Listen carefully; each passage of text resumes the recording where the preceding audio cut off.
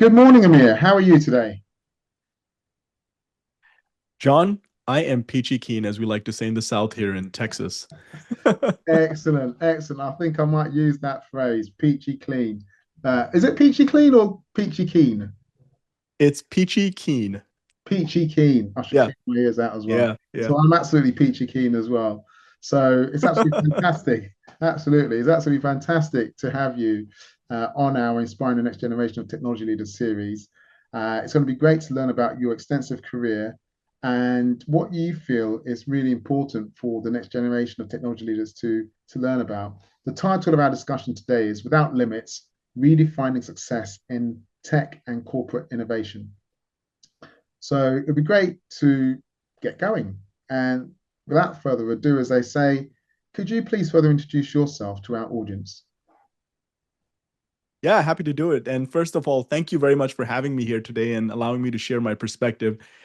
So just a quick snapshot about my career. I started more than 25 years ago in tech, and it was really out of passion. I was on track for going to med school. I always enjoyed the sciences.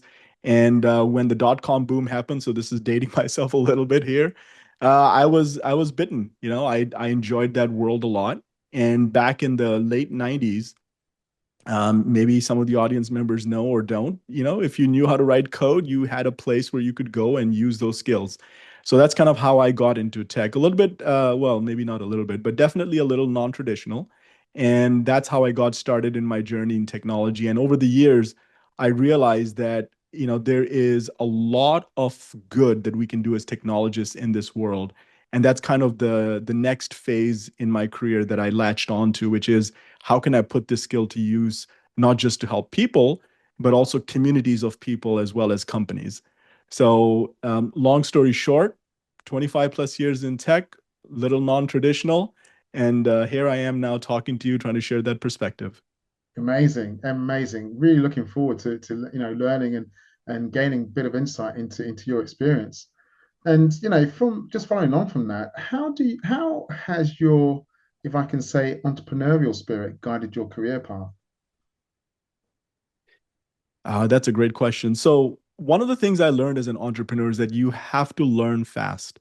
And I think that's a very critical skill for anybody in today's day and age. And, we don't have to look very far and just see how disruptive, for example, and I don't want to go deep into it just yet, but AI, for instance.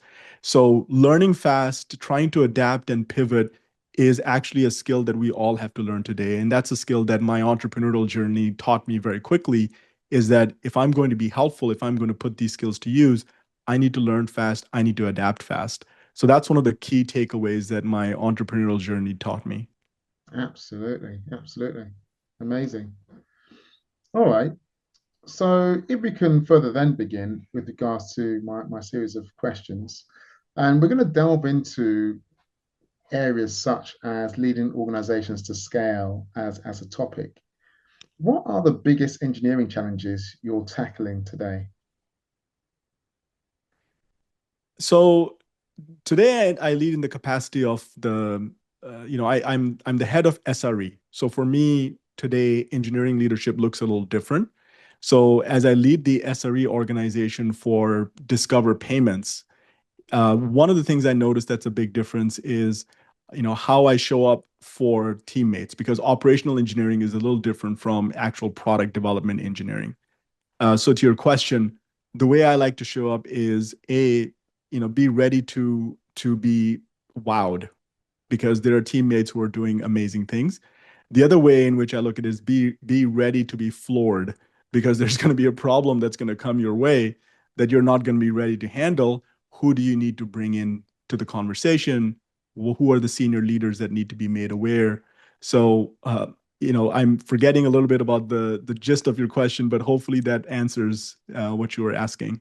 Absolutely, it does. And I think, so from another standpoint, some technology leaders would say for example, technical debt, platform sprawling, data quality, lineage, or safe AI. But it's really you're coming across from the perspective of it's really about people and processes is really one of the key areas to really tackle. Is that correct or?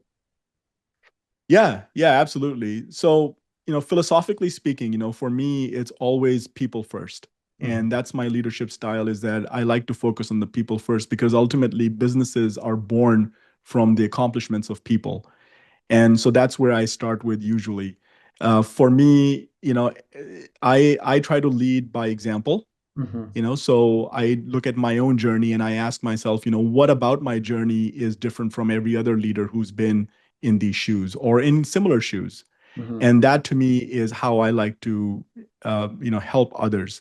So for instance, I'm somebody who comes from multiple ethnic backgrounds, so I'm half Filipino, half Pakistani.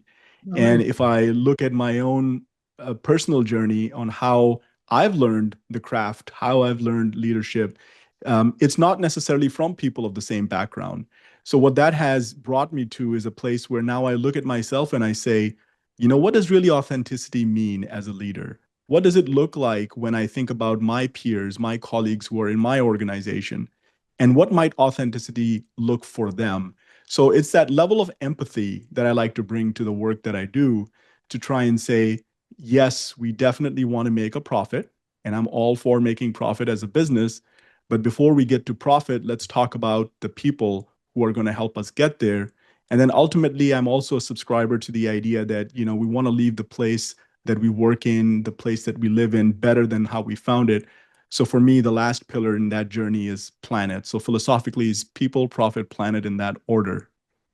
Amazing. Absolutely 100% agreed. People, profit, planet is the right, whether it be framework to really look at sort of enabling not only, your colleagues and peers, but those generations that are coming through from different backgrounds as well, different backgrounds and cultures with your perspective. So absolutely agreed. All right. So how do you balance innovation and reliability in mission critical systems? Mm, such a great question. So innovation and reliability. I think in order to be reliable, you have to innovate. So I'll start from that premise over there. I think so. Let me be more specific then. So, for example, as a leader who's responsible for resiliency and reliability of our systems running in production, there is a lot of work that my teams have to do. Some of it is manual, some of it is automated. So the way I like to think about it is people tech and process tech. So, what are the technical pieces that I need to put in place? What is the machinery that I need to put in place? Systems, and I don't just mean computers and so on. I mean systems that will help us figure out how to do things mechanically, programmatically. What are those things we need to put in place for people? And then process tech is the next thing. What can I actually do to change my process so that it's less people dependent, more technology dependent, or maybe technology isn't the answer at all. And I just need to figure out what can I get rid from my environment that isn't really serving me anymore. So if I look at it from a business lens, there's the monthly reviews, there's the quarterly reviews, and then there's the biannual and yearly reviews. And in each one of those cycles, specifically the quarterly reviews, we'll look at what are we doing that's working out well? What are the things that we can get rid of? And what do we need to do things differently? So those are some of the conversations that I have with myself, my teammates. The leaders on my team are very good about managing their own shops. So the monthly conversation becomes really more of a check-in with the leaders and making sure that they are supported and I can step in where I need to and help them. And then really just with the senior leaders on a quarterly and biannual basis, making sure that they have visibility about the accomplishments that we're making, the innovations. And innovations could be as simple as, hey, we stopped doing something or we stopped engaging with a different team.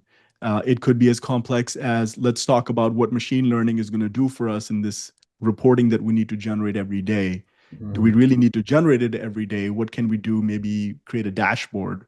So those are some ways from an operational lens that I look at and figure out how can I reduce the churn because that leads to burnout, especially for operational engineers. Again, on the innovation vein, there's an expectation that site reliability engineers are talking about developer experience.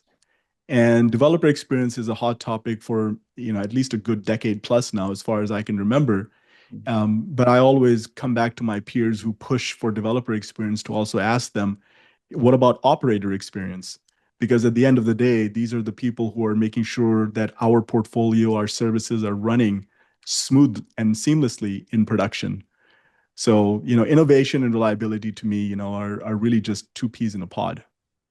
Absolutely, absolutely, very true. Yeah, it's really interesting from what you shared. It sounds as though that, you know, obviously you've got, whether it be, balance for some, once again, for, various technical leaders could be, fixing errors in budgets or feature flags or, progressive delivery, etc.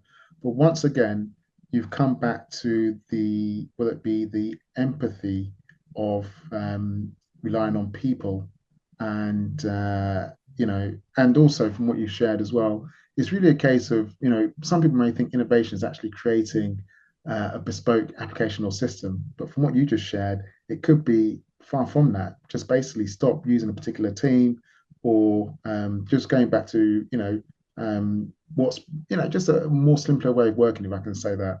So innovation doesn't have to be really at the bleeding edge. It can also be scaling back as well. So it's really good to understand. Yeah, and to your point though, I'll say this also. There is something to be said about simplicity. I mean, no complex machine is ever born out of complexity. Mm-hmm. It's all about you start with simple and then you move up from there. So from that lens, it's just as important in my mind to find ways in which people can move away from the tasks that machine can do better and move them towards a higher abstract level of thinking, because that is where I believe humans really thrive. And that is where we start moving away from thinking about what we do as a job to start thinking about what we do as work that's adding value and meaning. Yeah, yeah, absolutely. 100% agreed there. Brilliant. Okay, so I am going to move on to our third segment, which looks at building inclusive and authentic leadership. And my question here is there a challenge of showing up authentically in environments where leadership role models may not reflect certain ethnicity backgrounds? How do you coach others through that?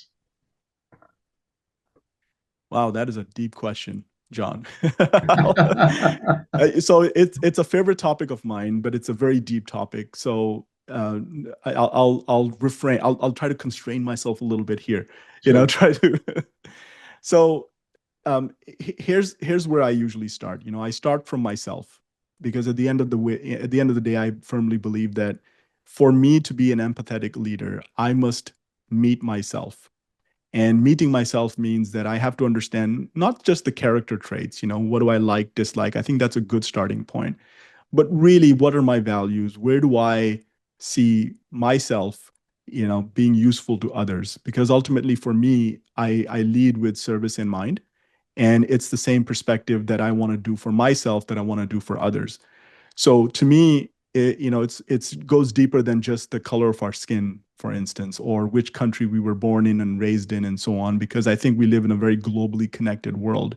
Mhm. However, culturally, we all have something unique that we can bring, not just to the communities we're part of, but also to our workplace. And I think this is where the heart of your question is, which is how do I bring that authenticity, given my varied background, into the workplace? Mm, Few actionable things that I can share with your listeners today is that it really boils down to being comfortable with yourself first. It's not that easy to say, or I should say, it's very easy to try and blend in and want to blend in. And I think that's just how we are raised with our schooling, with the way our communities and our families may have taught us. We want to be able to blend in with whatever the social norms are. And I think those are important parts of society, but how do we carve out a little space for ourselves where we show up with our authentic self? mm, So once we understand the values that are important to us, those are the non-negotiables. And for me, those non-negotiables include family time. It includes time for martial arts, for example, time for reading and writing, which are also things that I do. Once I've identified the list of things that are non-negotiable for me, then it's about integrating it with the work that I do, with the people that I help. How can I make this part of the journey? And by doing that, it doesn't feel like I am trying to go out of my way to help someone, because now it's just part of what my ethos is. And that's kind of where, the leadership style that, I like to teach to others is, we've got plenty of frameworks, plenty of books, in fact, countless books on what framework, what leadership style you should adopt. But it really boils down to action. Yeah. What does it mean to you? Is it following some big name like John Maxwell, for example, or do you want to just imitate uh, Tim Cook or whoever your favorite celebrity tech leader is at this point? It Mm, really boils down to the individual. And I think as part of my experience, I've run into many everyday leaders that are just great examples to learn from. mhm. So that to me is how I like to teach, like to coach, and like to mentor folks that come to me and ask me that question. Amazing. 100% agree. And that's exactly, my approach to a certain extent, in the sense of, we've been fortunate enough to meet some very, very skilled, intelligent, very, whether it be capable individuals in our own spaces and peers. And to learn off them is just invaluable. To sit down with you as I'm speaking with you, I'm learning so much. So it's a great example of action in motion, if I can say that. So yeah, 100% agreed with you there. All right, Thank you. no problem. What would it take for corporations to create space for more culturally authentic leadership styles, in your opinion?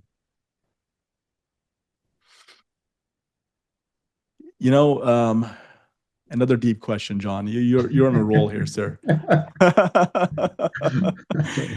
uh, I think really culture is born out of leadership, and leadership really for culture comes from the very top.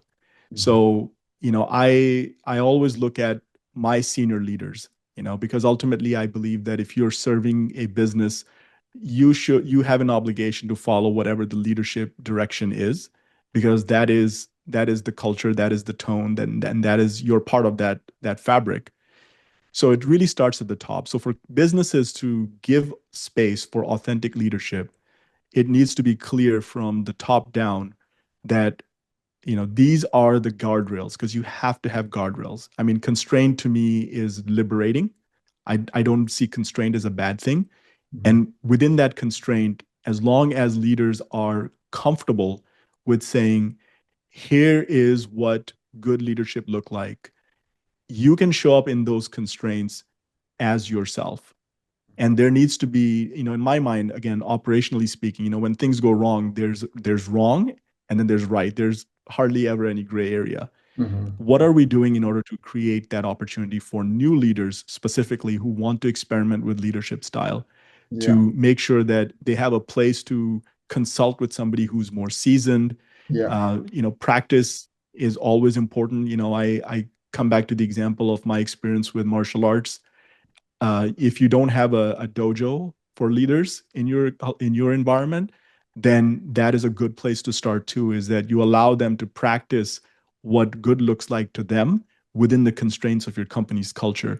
And this is how we bring leaders to the table together as well, to exchange ideas. Because I will tell you, as an individual contributor, early in my career, it was very easy to say, "Oh, I'm going to go talk to John because John's really good with, pick your technology tool, Java, .NET, whatever." And John is a good coach for that. As a leader, it's a very different mindset. You can't just walk up to, "Oh, I'm going to talk to John. He's the chief financial officer of the company. I'm just going to see what he thinks. I'm going to go walk by his office and say hello." Some CFOs may be open to that, or some CIOs or COOs or other senior leaders.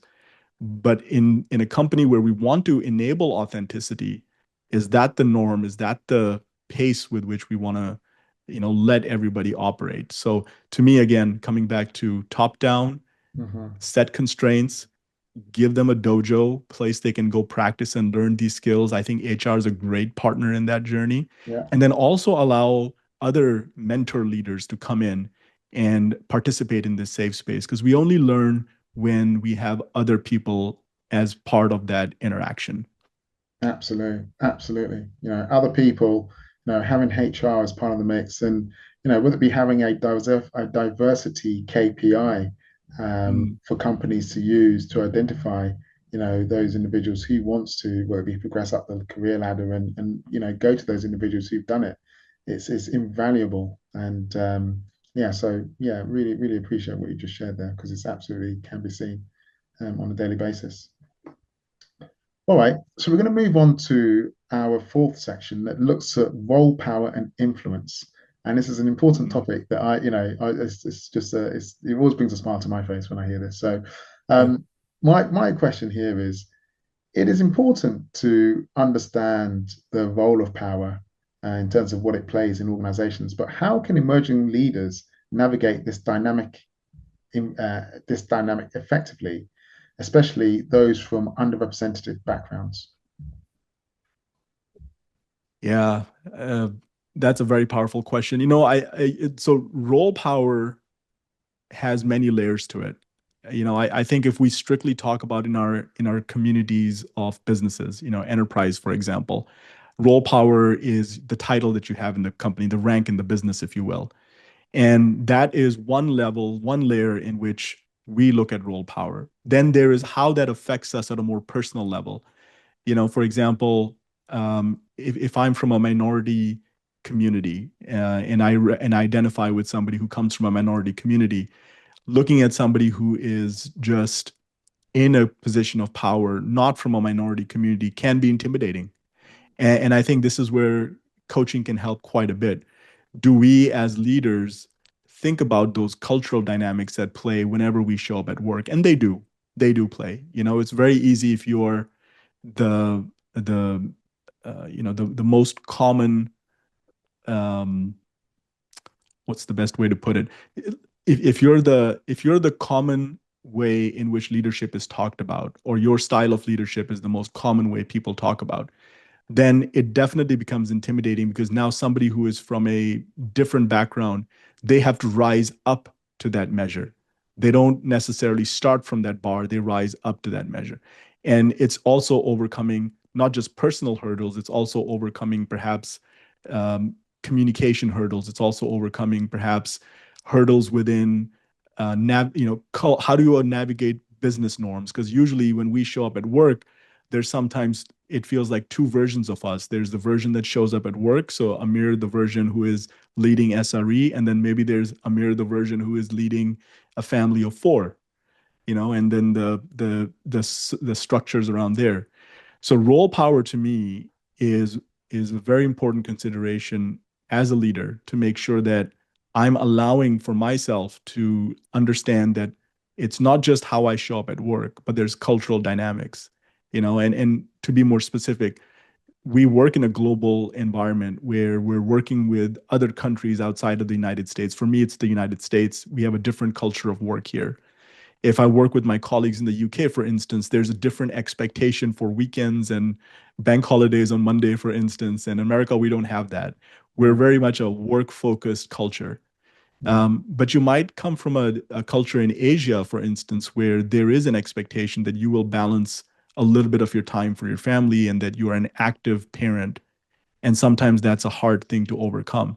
So to me, role power is navigating all of those different dynamics and making sure that we're allowing for those dynamics to live and play and thrive. absolutely. It sounds as if it's also about, from what you've shared, sort of building coalitions in those various areas, and having the environment to whether it be your authentic self, and whether it be sort of lean on whether it be others' examples and ways of working that have been successful.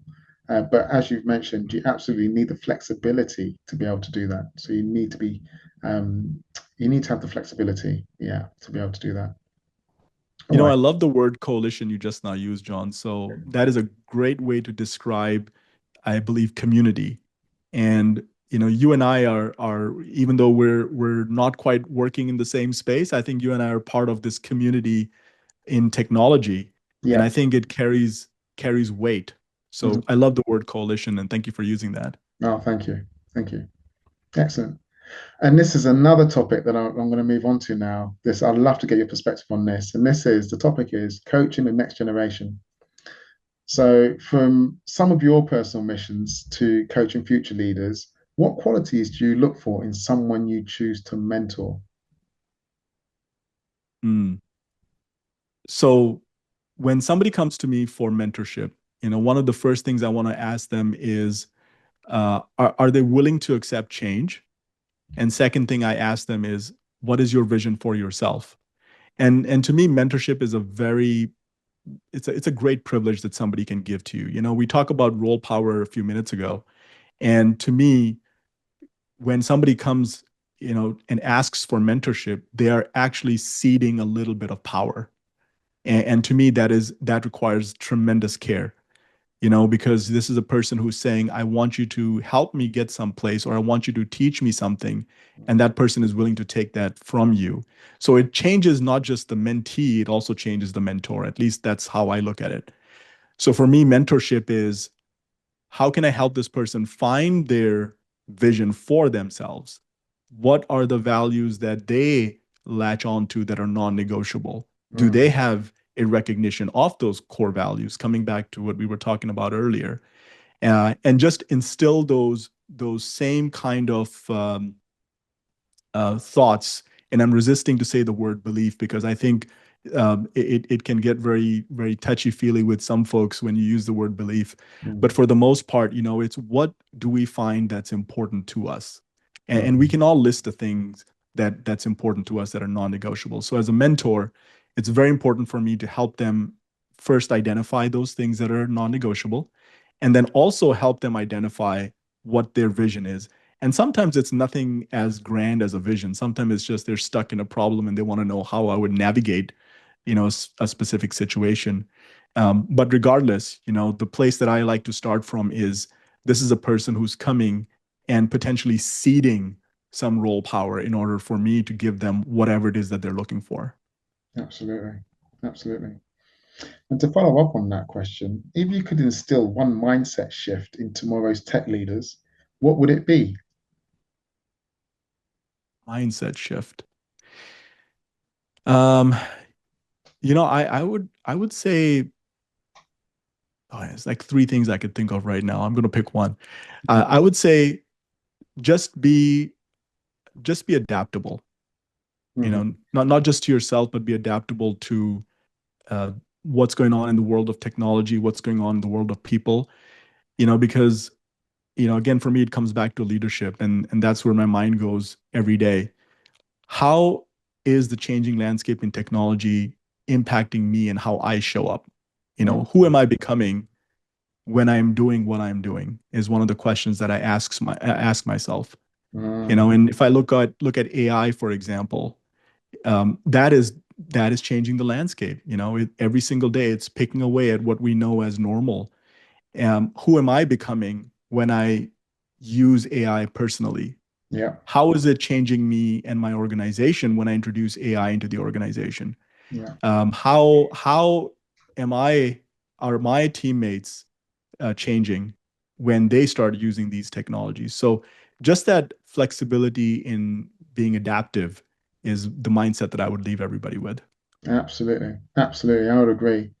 And if I can share as well, from my sort of experience and whether it be individuals I've spoken to, should I say, it's really a mind shift that goes from a know-it-all environment to a learn-it-all environment, and an environment also that covers sort of test over talk. So let's Mm, test things out versus talking about it. And instead of knowing everything, let's learn everything. I think that's quite a sort of empowering mindset shift, because no one can know everything, but everyone can absolutely no, learn everything on that journey. Absolutely. love that framing. Yeah, Love that framing. no problem. Excellent. So we're moving on now to the future of work and tech. And with that, with automation, AI, and companies evolving rapidly, where do you see the biggest disruption or opportunity over the next 3 to 5 years? Mm. So specifically with AI and tech, I Mm, think we're going to start seeing more and more roles become hybrid. And by mm, hybrid, let me let me explain that and qualify that a little bit more. So Hmm. if we look at history, we look at the role of a webmaster, for example. Yeah. Webmaster used to be a thing back in the 90s and early aughts. Yeah. You don't have that title anymore anywhere. They've grown into mobile application developers because HTML became a thing you could do on mobile apps. And then eventually they became full stack developers. So, right, that's an example of a role that became hybrid. You went from webmaster to a full stack engineer. Similarly, if I look at the business analyst, for example, you still have business analyst. Eventually, we started looking at them as business and data analyst or just data analyst. And then now you look at that role, we use the word data scientist usually, Mm. and Mm. along the journey with both of these examples, what has happened is the salary band has grew tremendously for each and Mhm. every one of them. I think in the case of data scientists, it may even be two or three folds over just a data analyst. Mhm. So this is what I expect will happen, or at least one of the things that will happen, which is with AI and automations using AI, more and more people will start moving away from what they do today and start doing more abstract or higher level abstract thinking.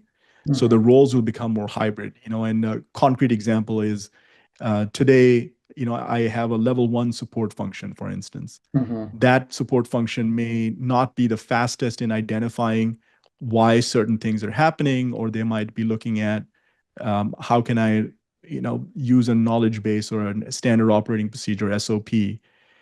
I might now have machines that can quickly, or AI that can quickly detect, look at the pattern because it's very good at pattern recognition, trying to predict the next thing, and Mhm. then help this person out in becoming more effective in their job. So maybe they're not just looking at tickets and dashboards. Maybe they're now making decisions with an assistant like an AI that's helping them do that. Another example I can give you is, let's talk about program manager or project manager. Mhm. There's a lot of reporting work that they have to do, asking questions. It could very much be that their time is now freed up to focus on the human connection piece of it, because that's part of their function, is coaching teams and helping them get better, because now we have an AI agent that could potentially help them do that work. So in the future, maybe titles will look different for these folks. But Yeah. what I think will probably happen is that each and every one of us will have an assistant, or maybe a set of agentic assistants that will then do some work for us, which also is interesting because we know the cost of AI is a lot depending on how sophisticated you need it to be. So there's a social aspect there that I think about as well, which is, what will this do to our fabric of society? There's already a discrepancy between who can have and have not Mhm. certain pieces of tech. Are we going to now see a cheaper version of agentic AI?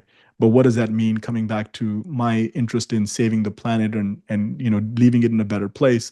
The amount of power that you need to save or to utilize AI. One study in The Guardian, for example, I remember, was mentioning that just in the year 2025 alone, will consume 23 gigawatts of power, which Wow. is twice the amount of yearly power consumed by the Netherlands. Yeah.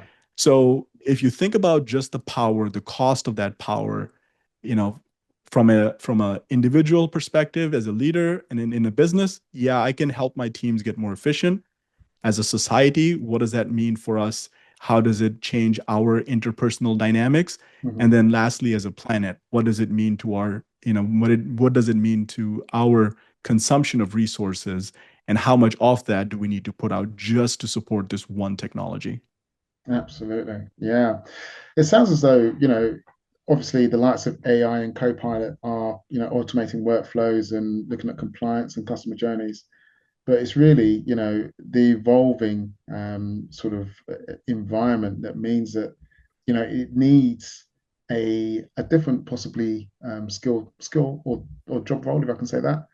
So what we're seeing as an example is the introduction of a AI integrator as an example. And also within sort of the business and tech world, you're looking at an environment where potentially, from the conversations I've had, you might have a technology leader who may be able to have a business or COO, say, for example, a CTO who has a COO's lens and able to really look into the business from that side of the fence. And also, then you might have a COO who absolutely has a CTO's mindset and lens in order to look at where technology can add value to the business as well.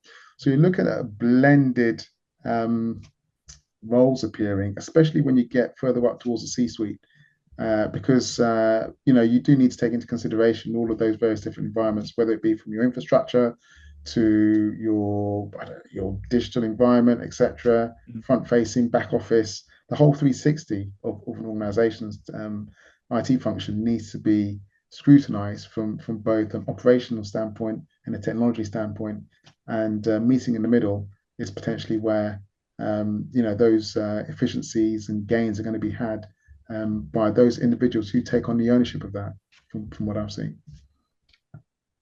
Yeah, Okay. I couldn't agree with you more. There's definitely the blending, and I like the word blending. Maybe I'll start using that instead of saying hybrid. Still, no, it does mean the same. Absolutely. No, no, no. It's all good. Absolutely fine. Fantastic. So, what are the talent gaps you're seeing in tech teams today, and how should we be preparing the next generation? Mm. I'll start by saying this. I had a similar conversation with my kids who are now in college, Okay. and what I communicated to them is that if anything you should get out of your college experience is that critical thinking is going to be very important in the future. And we know this from our own upbringings that, our teachers have at some point, pounded it into our minds, you have to be a critical thinker. But as a child, what do you understand about critical thinking? You really don't. Mm, It's just another word. So what I would come back to your question and say is that, being able to think beyond your current role is going to be very important. So that's the skill gap that I'm seeing, and I think other leaders are probably seeing it in similar ways, or maybe it's showing up in slightly different ways. But when I look for new college graduates, one of the things I want to see is that what did they spend time learning? What are some of the classes they took? What projects did they do? Because that gives me a sense about their ability to critically think about problems that they may not have encountered before. mhm. Because when they come from school to the workplace, immediately you're going to see problems you've never seen before, or you may deal with interactions that you're just not familiar with. So just being able to think at that level, being able to pick the tools that are available and have a inventory of tools that are available, not just in your workplace, but also in your own personal toolbox. I think that will become more and more useful to people. It's not just let me show up to work and ping John. Mm, It's going to be what are the tools at my disposal that I can fire up and use today, right now. yeah, And if I'm missing those tools and I know they exist, do I have, is my leadership accessible to the ideas that I want to bring to them? yeah. Would you also learn? Sorry, would you also add that environment that caters towards whether it be fail fast, learn fast, or vice versa? Is that something that you would allow those new graduates who are entering the sort of their first whether it be career path, job, etc., that type of environment in order to make mistakes and learn from it? Or do you think that the sort of because of the advancements of technology, the advancements of AI, et cetera, that is going to be taken away more because you should have the tools in order to help you gain the successes versus failing fast and learning fast, if I can say that. I'm so glad you brought that up because I'm a firm believer in trying and experimenting. Mm-hmm. And I think AI just accelerates that. So learning fast, your point about learning fast and failing fast and then doing the same cycle over again, we are actually probably going to do more of it, because, and I'll be more specific again. I think about code or agentic code, code generators, for example. We now have a dichotomy that we can think about. You've got code that lives in the enterprise for many, many years, and Yeah. then you've got code that I can do for an MVP. So the way I like to frame that is you've got disposable code and you've got durable code. Durable code is the one that lives a little longer.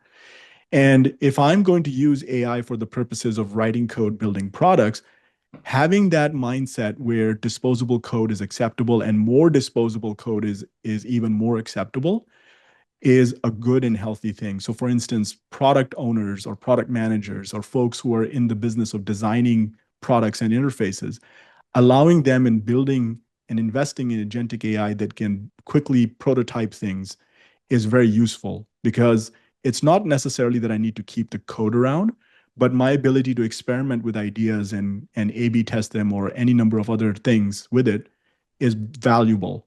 And then moving on to durable code, yes, I can give a machine an AI agent, requirements, and it can generate code for me. Do I then take that code verbatim? No, I'm not going to do that, because obviously there's some quality concerns and security concerns that follow with that. But can I use it to quickly stub out certain parts and pieces while I go fill out and tell it to do other parts and pieces for me, like writing test cases, and all types of test cases from unit to integration and so on. So I think as a leader, if I think about, specifically engineering leadership, right? If I think about durable and disposable code, that to me is a great way to think about learn fast and fail fast, and finding opportunities in where I can do the same thing for other domains in the business or other functions within the business.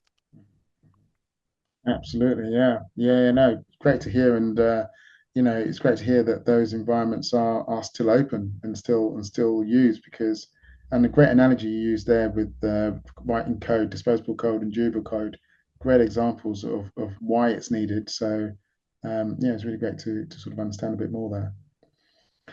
All right, so we're moving on to our final section, and this this looks at more about your personal reflections and looking back, what are the pivotal moments that have shaped you as a leader today? Mm, wow. Wow. So, boy, oh boy. So I'll pick on a few. One of them is I've had really good mentors, and I can't thank the folks who've helped me and guided me and given me direction in my life. Mhm, Uh, Starting from my parents, I think they've done a great job in making sure challenging basic ideas that I held on to, and when I didn't have an answer to something, just kind of pointed me to the right person who could do that. There are business leaders who I've interacted with that were kind enough to give me mentorship. mhm, And then there are the communities in which I have participated in, one of which I'm in right now, that has some wonderful leaders who were open to the ideas of just taking whatever silly thing I put out there and responding to it.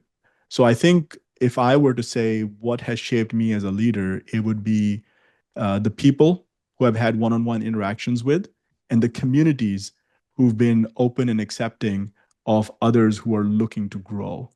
So I think those are good things to have just in general, but those are the two things that really help me shape who I am. amazing, brilliant. And what would you wish you had known earlier in your career that you now try to pass on to others? Meet yourself. I mean, it really, I've tried hard, and I always come back to this: meet yourself. You'd be surprised how many people believe that they're self-aware, and I think at a base level we all are.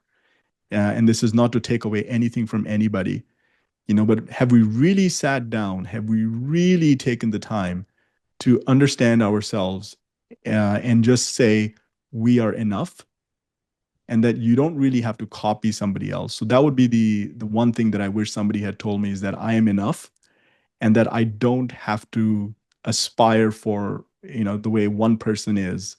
Pick your business leader or tech leader or celebrity. I am enough. Meet yourself. That's what I wish I was told. Amazing, absolutely wise words. And I think that's a great point to conclude our inspiring the next generation of technology leaders.